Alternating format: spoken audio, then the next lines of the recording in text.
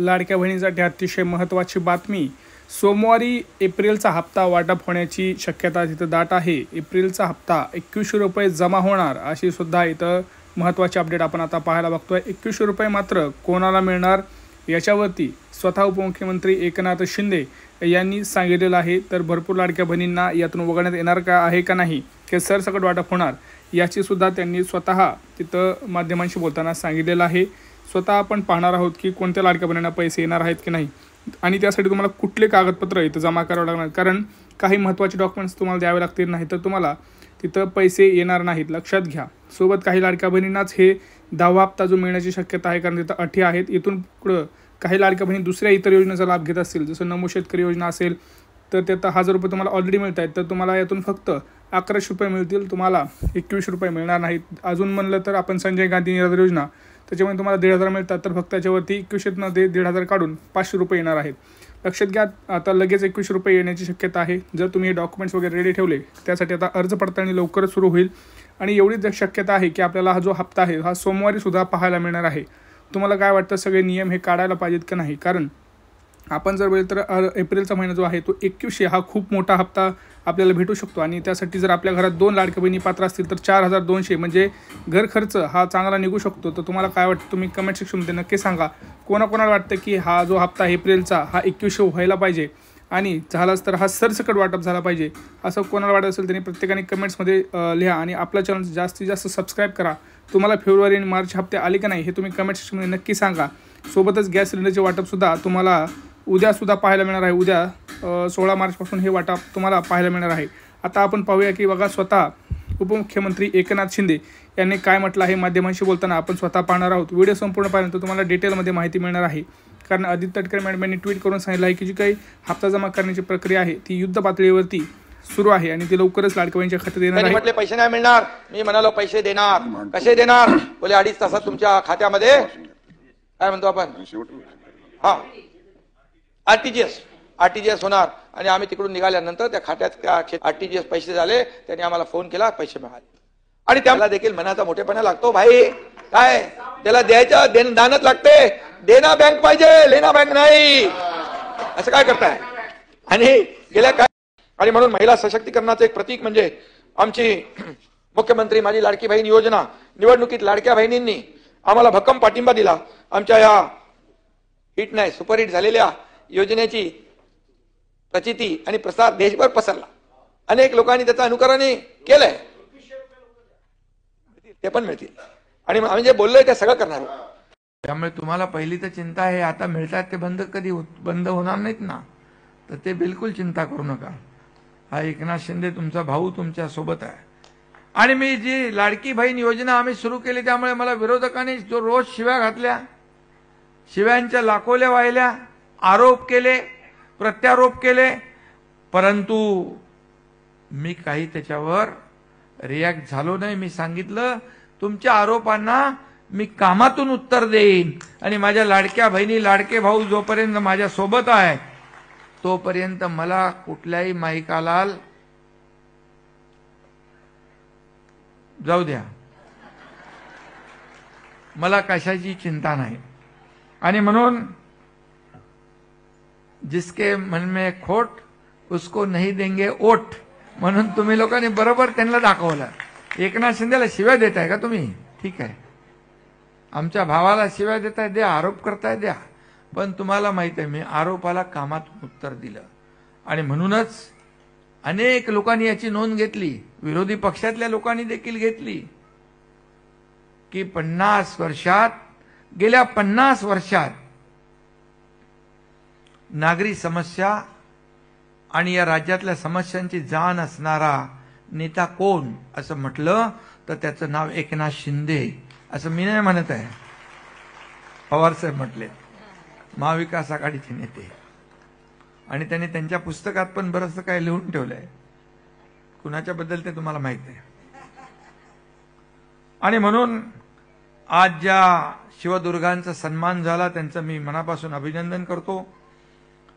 या शिवदुर्गा ज्या आहेत तुम्ही सगळ्या या लाडकी बहीण योजनेच्या ब्रँड अँबॅसेडर आहात, ब्रँड अँबॅसेडर, महिला सक्षमीकरणाच्या चळवळीच्या राजदूत आहात असं मी म्हणतो। कारण शेवटी महिला सक्षमीकरण झालं पाहिजे. निलमताईकडे आहेत, मनीषाताई समोर बसल्या, विधान परिषद त्यांचं चालू असतं की महिलांसाठी काय करायचं, शक्ती कायदा, सक्षमीकरण काय. आणि जिथं जिथं अन्याय अत्याचार होतो तिथं माझ्या या लाडक्या बहिणी धावून जातात. निलमताई देखील मी पाहिलंय की एका चळवळीतून तुम्ही आलात पुढे, आणि जिथं जिथं अन्याय झाला, संघर्ष झाला, तिथे ताबडतोब धावून गेलात, त्यांना मदत केली. आपल्या मनीषाताई काय, आपल्या सगळ्यांची नावं मी घेत नाही, पण 100 बडकर 1 माझ्या सगळ्या लाडक्या बहिणी आहेत, कुठेही कमी नाही. आणि म्हणून लाडकी बहिणी शिवदुर्गा, आणि म्हणून तुमचा आज कार्यक्रम पण आहे ना तसा, शिवदुर्गा सन्मान, बरोबर नाव दिलंय. स्त्री म्हणजे त्याग, प्रेम, कणखरपणा आणि प्रेरणा आणि ऊर्जा. खरं म्हणजे आम्ही सहन करू शकत नाही पुरुष, तेवढं सहन करण्याची ताकद या स्त्री शक्तीमध्ये आहे. ही एक आई आहे जी संपूर्ण आयुष्यभर आपल्या मुलांसाठी झटते. ती एक बहीण आहे जी कायम आपल्या भावाच्या पाठीशी उभी राहते. ती एक पत्नी आहे, तिला आपल्या कुटुंबाच्या सुखदुःखाची चिंता असते. ती एक मुलगी आहे जिला कुटुंबासाठी काही करण्याची जिद्द असते. आणि म्हणून हीच शिवदुर्गा घर संसार सांभाळत असते, आणि प्रसंग पडला तर पदर खोचून हातात जोडा घेऊन संघर्षालाही तयार असते. जोडा काय, काही म्हणजे जेव्हा काय लागेल ते घेते हातात. आणि म्हणून मी एवढंच सांगतो, आस्था है, विश्वास है, प्यार है नारी. आस्था है, विश्वास है, प्यार है नारी. हर नाव को पार लगाती पतवार है नारी. बांधे एक डोरी से सारा परिवार है नारी. जीवन का हम सबके आधार है नारी. म्हणजे आपल्याकडे खूप ताकद आहे आणि सहन करण्याची शक्ती देखील खूप आहे. आणि बाळासाहेब म्हणायचे, अबला नाही सबला, काय म्हणायचं. बाळासाहेब आपल्या महिला आघाडीच्या मागे खंबीरपणे उभे राहायचे. खरं म्हणजे जसं श्री गणेश आपला आराध्य दैवत आहे, तशी आदिशक्ती दुर्गा ही आपली शक्तीची देवता आहे. आपण त्याचे उपासक आहोत. स्त्री म्हणजे त्यागमूर्ती, खऱ्या अर्थाने त्यागाचं प्रतीक आहे. आणि म्हणून माझी लाडकी बहीण आहे म्हणून विश्व आहे, आणि ही आहे लाडकी बहीण म्हणून घराला घरपण आहे. आणि म्हणून नात्यातला जिवंतपणा पण आपल्या लाडक्या बहिणीमुळे आहे. आणि तुम्ही आहात म्हणून माझ्यासारखे लाडके भाऊही आहेत, आणि त्यामुळे असाच आशीर्वाद तुमचा कायम असू द्या. तुम्ही आहात म्हणून हे आमचं लाडकं सरकार देखील बहुमतात आलंय, आणि यापुढे देखील लाडक्या बहिणींसाठी विविध योजनांमधून आपण या लाडक्या बहिणींना ताकद देण्याचं काम करू. आणि म्हणून आपण आता पाहिलं तर लाडक्या बहिणी कुठेही लाडक्या भावांपेक्षा कमी नाहीत. किती काल मी सांगितलं की आता वैमानिक आहेत, फायटर प्लेन चालवतात, रेल्वे चालवतात, मेट्रो, आम्ही याच्यामध्ये मेट्रोमध्ये मी MMRDA माझ्याकडे असल्यामुळे माझ्या लाडक्या बहिणींसाठी खास आरक्षण ठेवले त्याच्यामध्ये मेट्रो चालवायला. गेल्या काही दिवसापूर्वी आदरणीय प्रधानमंत्री मोदयांनी सिंधुदुर्गात आपल्या युद्ध नौकांचं लोकार्पण केलं. युद्ध नौकेमध्ये देखील युद्ध नौका चालवणारी आपली लाडकी बहीण महाराष्ट्रातली होती. म्हणजे आपण कुठे अंतराळात पण आपण गेलो. सुनीता विल्यम वगैरे किती आपल्या देशाच्या प्रधानमंत्री पण महिला होत्या. आता राष्ट्रपती द्रौपदी मुर्मू महिला आहेत.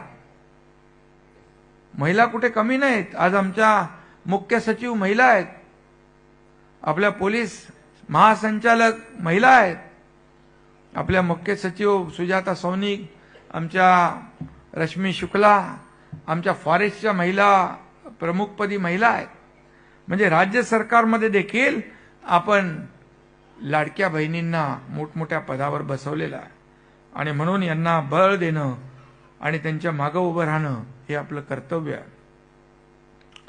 आणि म्हणून जे मी पाहिलं मगाशी या चित्रफितीमध्ये AB मध्ये, खऱ्या अर्थाने याचं आणखी आपल्याला याची व्याप्ती वाढवली पाहिजे. गणपती होते त्यावेळेस एक मुलगी आली होती, तिने 1500 का 3000 पहिला हप्ता मिळाला 2 महिन्याचा. तिने गणपतीला काय ते घुंगरू खरेदी केले गणपतीच्या वेळेस आरतीसाठी, आणि काहीतरी त्याच्या 10,000 मध्ये 3,000चे 10,000 कमावले. 3,000चे 10,000 म्हणजे अर्थव्यवस्थेला चालना देण्याचं डोकं पण लाडक्या बहिणींमध्ये आहे. हे छोटे छोटे पैसे 1500 रुपये काही लोकांना, पैशाच्या राशीत लोळणाऱ्या लोकांना काय करणार 1500 रुपयाची किंमत. पण माझ्या लाडक्या बहिणींना हे तर उदाहरण आपण दाखवलं, परंतु अशा अनेक लाडक्या बहिणी आहेत की त्यांना 1,500 रुपये एक आधार देणारा एक हात आपण दिलेला आहे. त्यांना खऱ्या अर्थाने आपण आर्थिक स्वातंत्र्य मिळवून दिले. पूर्वी कसं नवऱ्याच्या याच्यावर आपल्याला चालायला लागायचं, आता नाही. आता माझ्या लाडक्या बहिणीचा सन्मान घरातही झाला, नवराही करतो, सासू सासरे पण करतात, कारण ते पैसे लाडकी बहीण तिच्या सहीशिवाय काढू शकत नाही. हा देखील सन्मान आपण मिळवून दिलाय. आणि म्हणून या ठिकाणी सगळ्या ठिकाणी आपल्या लाडक्या बहिणी आपलं म्हणजे कामाचं कर्तृत्व गाजवत आहेत. आणि म्हणून अनेक योजना आपण करतोय.